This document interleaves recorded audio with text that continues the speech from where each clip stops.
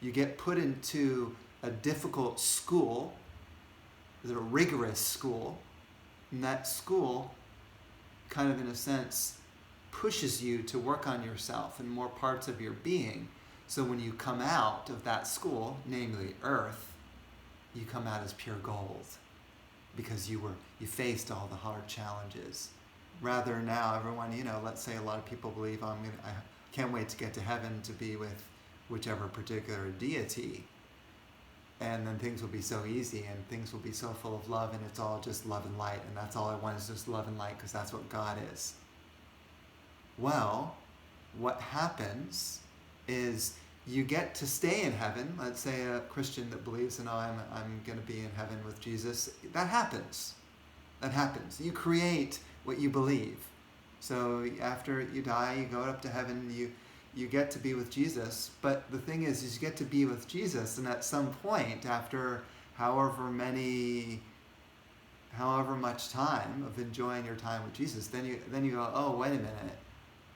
I just realized there's more work to do on my soul to really purify myself.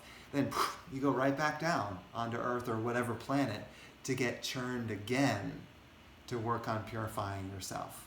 So you only get to stay in heaven for so long because your soul's quest is to find God, and it won't give up. Just because you're in heaven, it won't give up. It will be propelled to get back to the source fully, which is beyond heaven. You can certainly go for heaven, wonderful, and you can have all your desires met in heaven, wonderful place, great. Everyone wants that. But then your soul is yearning for something else.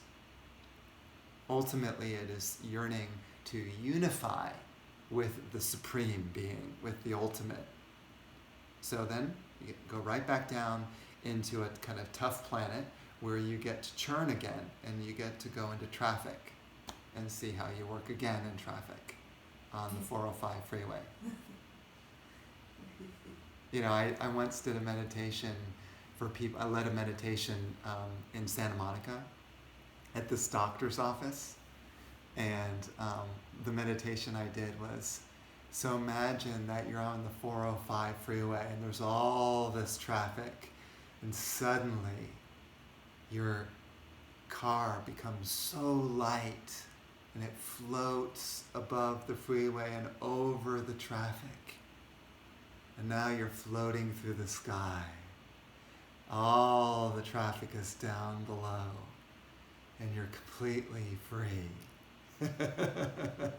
And that's a good meditation for people in LA, because that's the fantasy, right? There's so much population, and in LA it's so dense that perhaps the most stressful thing is in traffic. That's why you go to your office in Los Angeles. That's why people are stressed at the office. That's why people are snappy with you. And that's why people don't want to go back to the office. That's why people get angry with you when you go to the office. You go, why is that person mean to me? And then there's not only that, so the person gets angry at traffic, they get to the office, they snap at you, you get angry at them, and then rumors start to spread. Oh, that person did this to me, and this person starts to spread rumors, and this person, because coworkers talk. And so then you start to build a corrupt corporate environment. By the way, I've worked in a corporate environment. I remember shooting rubber bands from my cubicle at my nearby cubicle neighbor. And he and I would have rubber band fights. And there was this one time where I was dodging the rubber band and I smashed my face against the corner of the cubicle and it started bleeding. Right? That's my experience of the corporate atmosphere.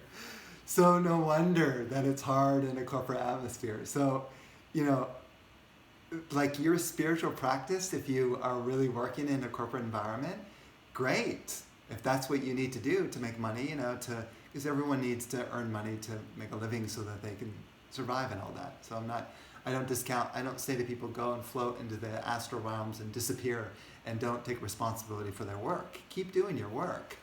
But when you go into the corporate environment, That's where the rubber meets the road regarding your path, right? How can I be more honest in the situations? How can I be less controlling?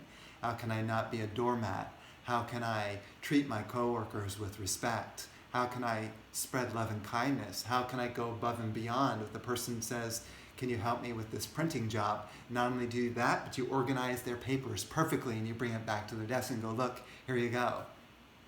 Right? Now you're creating a beautiful corporate environment, and maybe other people are mean to you, but you are following your spiritual path, which is developing the virtues that you are wanting to develop when you come to satsang.